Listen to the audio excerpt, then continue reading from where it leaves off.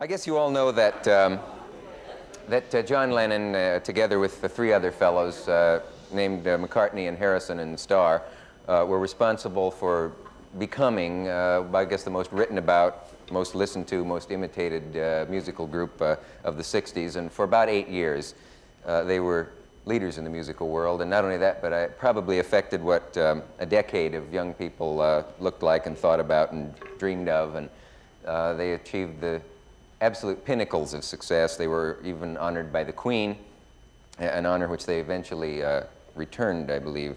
I'm sure it doesn't come as a surprise to anyone that the Beatles are no longer together. In recent months, John Lennon John has sort of surfaced in the underground press, where he gave a long interview in Rolling Stone magazine, in which he talked with a great deal of candor and some bitterness, I suppose, about the old days. And his wife, Yoko Ono, is maybe one of the most controversial ladies since the Duchess of Windsor. Wally Simpson kept the Duke from becoming the king. Tonight they are, however, quite above ground, and I'm very pleased to welcome them here. Will you welcome, please, John Ono Lennon and Yoko Ono Lennon.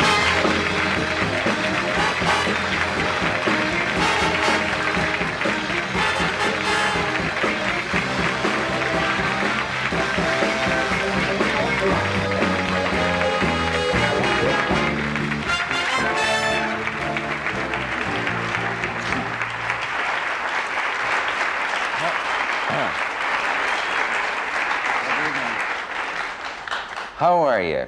Nervous, but okay, thank you. Are you really? Yes. Now, you? is that a little bit? Yeah. But it isn't as if we've never met, because we did meet once. We did meet in a dingy hotel room. Right. So you're Jack Lemmon. Yes. And you're Fred Astaire. Or is it Orson Welles? I'm not Fred Astaire. Yoko, how are you? Fine, thank you. Good, good, okay. Is there anything that you want to know about me to start off with that we could, just to sort of get what do you do for a living? To get the... actually, this is my profession. I know you lived here.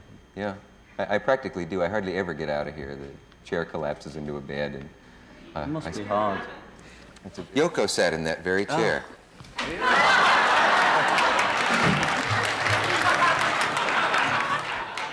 Well, I bet many people have sat in this. Well, a lot of people have sat in it, but I was just thinking... I saw the show. It was very nice. Very Did you see that? Yeah. Yeah.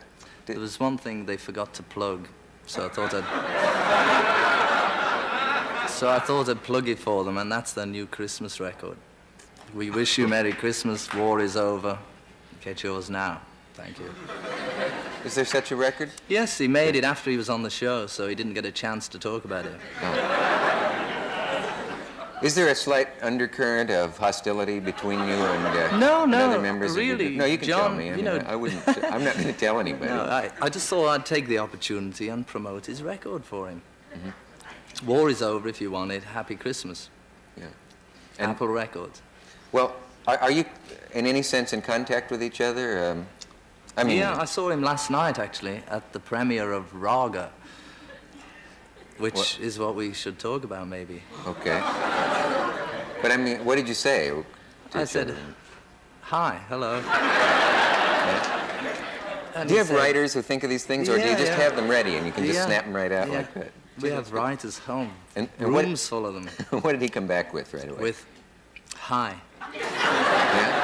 Well, let's talk about that for a second, because you know, Yoko, you've even been called the Dragon Lady, who the lady who brought the Beatles apart and took them all apart. I have trouble with English. Can we please give her the credit for all the nice music that George made and Ringo made and Paul made and I've made since they broke up? If she did it.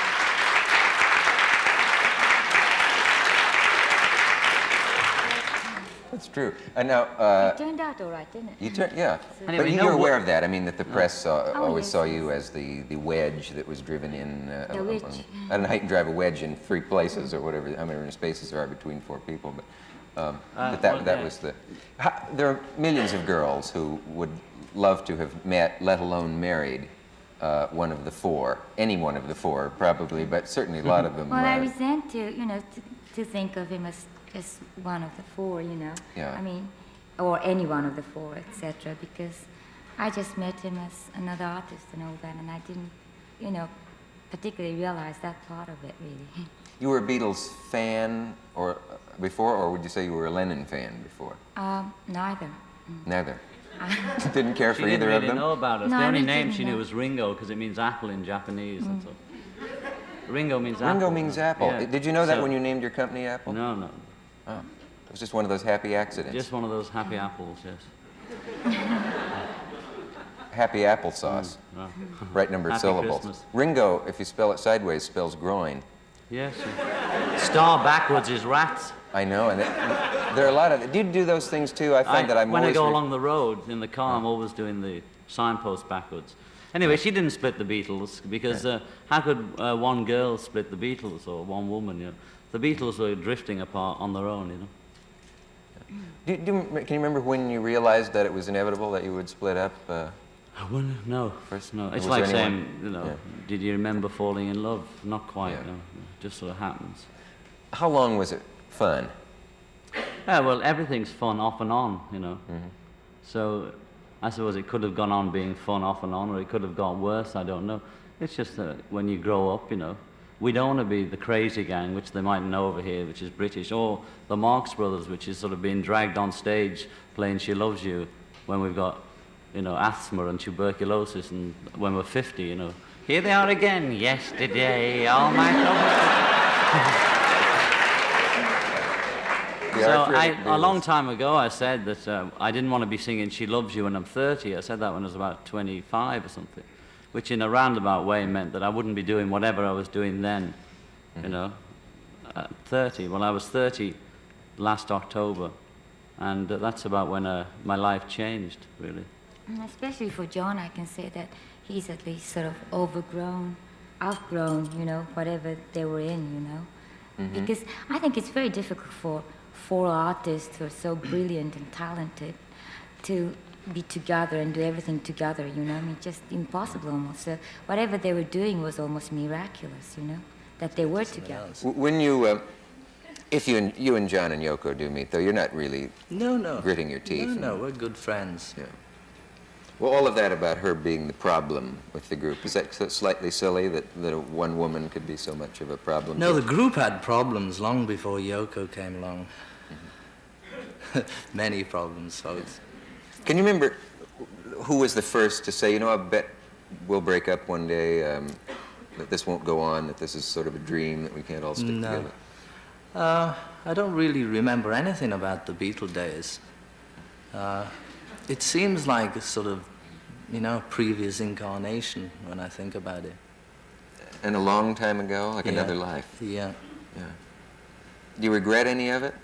No. Don't regret really anything, you know.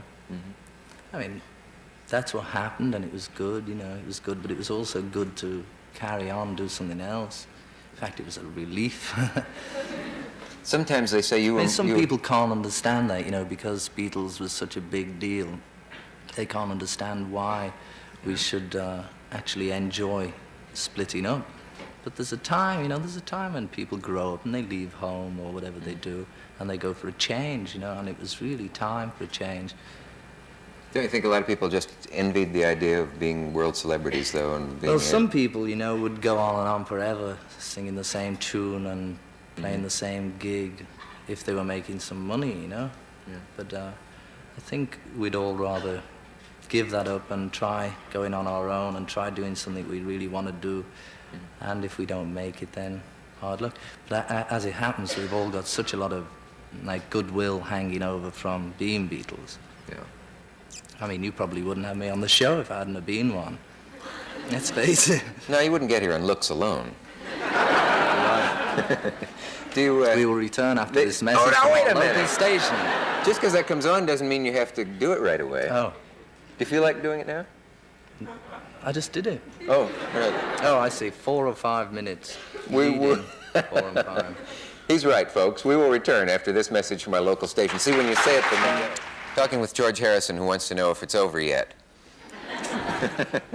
Do you think you might have been the most anxious of the four to get out? I get that impression from reading about it. Maybe, Well, yeah. maybe, yeah. Yeah. I wonder It was why. very well because over the years, you know, I had such a lot of songs mounting up that I really wanted to do, but I only got my quota of 1 or 2 tunes per album. And that way I would have had to have recorded about 100 Beatle albums just to get out the tunes I had in 1965. Were you held down by the other fellas? Well, very subtly, yes. Yeah? How would not they do it? really. I mean, they didn't strap me down or anything like that. Yeah. But no, it was just the way things happened, you know. It started off I didn't write, they wrote, then I started to write, and it was sort of trying to push in a bit.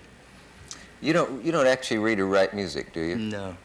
Well, then when you say write, Well, and write. if you have a tune that hits you, how do you get it down? Just keep it in your head, you know. Just work it out on the piano or on the guitar. But then do you tape it, or what preserves Sometimes put it on tape. But usually you can remember it in your head if you don't. I mean, I write the words down and remember the tune in my head. it? Do you wish you'd studied composition and No. all of that? You don't need it. Well, maybe it would help somewhere. I probably wouldn't have to pay a copyist. Yeah. But you don't miss it. I mean, you can... No. It would just help. Maybe Because might it's save not time, really so- sort of music, you know. Yeah. It's like, I mean, there's a difference between people who write music and classical things and big arrangements to the sort of thing I do. It's just really, it's very simple. And the other guys, most of the melodies were John's or Paul's that were done done on the album. That was funny when John was on. Every time you had a commercial break and then it came back part 20 and they keep playing Paul's songs. Just to put our guests at ease, I guess, is what we do. But they always talk about you as the real musician of the group, and if you haven't studied music, what do they mean by that? That you're more I don't know serious what about they music? mean. You've seen I that, don't though, know. haven't you? That they It's say. probably because I didn't smile so much. To be a real musician, you have to be sour, I suppose. Yeah. It's kind of...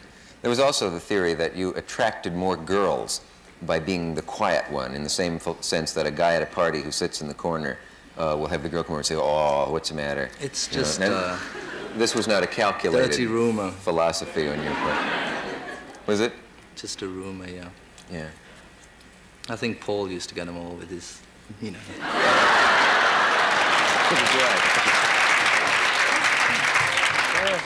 We don't have much time left. Does anyone have any idea how much time we do have? Let me confirm quickly a couple rumors with you. Yes. One of them, has it ever been settled whether Lucy in the Sky with Diamonds was a code for anything? It never was, and nobody believes me. I even saw some famous star introducing, I've forgotten who it was, introducing a Lennon McCartney show, and it was Mel Torme saying about how Lucy in the Sky with Diamonds was about LSD. This is the truth. My son came home with a drawing and showed me this strange-looking woman flying around. I said, "What is it?" He said, "It's Lucy in the Sky with Diamonds." And I thought, that's beautiful. I immediately wrote a song about it. The song had gone out, the whole album had been published, and somebody noticed that the letters spelt out LSD. And I had no idea about it. And of course, after that, I was checking all the songs to see what the letters spelt out. Yeah. They didn't spell out anything, none of the others, and it wasn't about that at all, you know. They could do that. Eleanor Rigby But nobody was, believes, you see. Yeah. stood for There was Henry erotic the reading. Horse in a song I wrote called Mr. Kite. The lyrics, which I got most of it off, was an old poster for an old-fashioned circus, you know, from the 1800s. And it was all about Pablo Fanke's fair, and the horse was there. And they said Henry the Horse was horse, which I didn't know anything about then, you know. Happiness is the warm gun. And Happiness is a Warm Gun was another one, they said, which was banned on the radio. They said it was about shooting up drugs. And it was the front of a gun magazine which said, "Happiness is a warm gun." You know, they're advertising guns. I thought it was so crazy that I made a song out of it. Do you ever think of anything, I don't know if you knew Janis Joplin well or Jimi Hendrix We or didn't all, meet, but is but it... she sent me a birthday tape on my birthday. Last birthday, Yoko asked all different people to make a tape for me, and she was one of them. And we got it after she died. It arrived in the post. That she was singing "Happy Birthday" to me in the studio. What do you think could be done about drug overdosing, in Well, or out of the profession of I music? think the basic thing nobody asks is, why do people take drugs of any sort, from alcohol to Aspros to hard drugs? And that question has to be resolved first before you think, well, what can we do for the poor drug addict? Why do we and you and anybody have to have these accessories to normal living to live? That means there's something wrong with society that's making us so pressurized that we cannot live in it without guarding ourselves against it. So it's that basic, the More problem. communication. I think if people are allowed to be a bit more free and express themselves, they wouldn't have to inhibit themselves by taking drugs to not be hurt. People take drugs and drink so they don't feel what's going on around them. And Total freedom for everybody is our goal, you know. That way, you know, it will be a utopia. people are Nice if we frightened can of get it. freedom. They think freedom, oh, there'll be excesses. Of course there would be excess to an extent, and then it would settle down. The way the porno films don't pull so many people in now. So what? It'll level out.